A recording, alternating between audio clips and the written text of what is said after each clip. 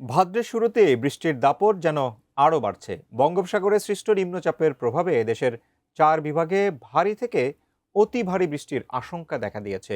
এর মধ্যে পাহাড়ি এলাকায় ভূমিধসের সতর্কতা জারি করেছে আবহাওয়া অধিদপ্তর। কিন্তু প্রশ্ন উঠছে, কোন কোন বিভাগে এই বৃষ্টির সম্ভাবনা রয়েছে?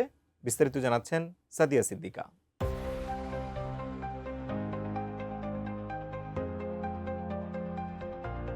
বাংলাদেশে আগস্ট সেপ্টেম্বরের মাঝামাঝি সময়ে বর্ষাকালের শেষ ভাগ থাকায় বৃষ্টি, বজ্রসহ বৃষ্টি ও কখনো ভারী বর্ষণ হতে পারে।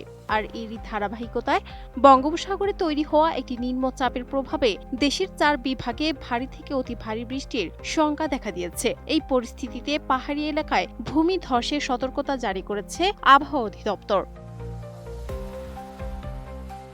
17 আগস্ট আবহাওয়াবিদ ডক্টর মোহাম্মদ আবুল কালাম মল্লিকের সই করা এক সতর্ক বার্তায় এসব তথ্য জানানো হয়েছে। আবহাওয়া অফিস জানিয়েছে, 17 আগস্ট সকাল 8টা থেকে শুরু করে পরবর্তী 48 ঘন্টা এই আবহাওয়া বিরাজ করতে পারে। এই সময়ে দেশের খুলনা, বরিশাল, চট্টগ্রাম এবং সিলেট বিভাগের কিছু কিছু জায়গায় ভারী থেকে অতি ভারী বৃষ্টি হতে পারে। এসব এলাকায় 44 থেকে 88 মিলিমিটার পর্যন্ত ভারী বৃষ্টি হতে পারে। আর কোথাও কোথাও 88 মিলিমিটারের বেশি অতি ভারী বৃষ্টি হওয়ার আশঙ্কা রয়েছে। আমি বুঝি নির্মাণের শিল্প, সালাম স্টিল বোঝে ডিউরেবিলিটি। সালাম স্টিল, মোস্ট ডিউরেবল স্টিল। সংস্থাটি জানিয়েছে, এই বৃষ্টির কারণে দেশের কিছু এলাকায় সাময়িক জলাবদ্ধতা তৈরি হতে পারে। বিশেষ করে চট্টগ্রাম বিভাগের পাহাড়ি এলাকায় বিভিন্ন স্থানে ভূমিধসের বড় ধরনের আশঙ্কা রয়েছে। তাই পাহাড়ি অঞ্চলের মানুষকে সাবধানে থাকতে বলা হয়েছে।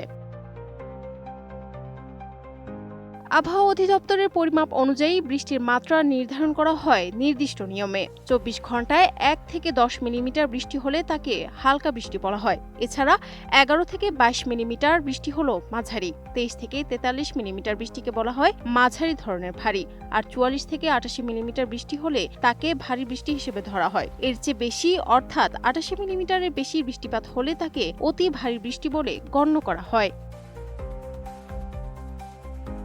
নিম্নচাপের এই প্রভাবে সৃষ্ট বৃষ্টিপাত ও জলাবদ্ধতা মোকাবিলায় সংশ্লিষ্ট সবাইকে সতর্ক থাকার পরামর্শ দিয়েছে আবহাওয়া অফিস।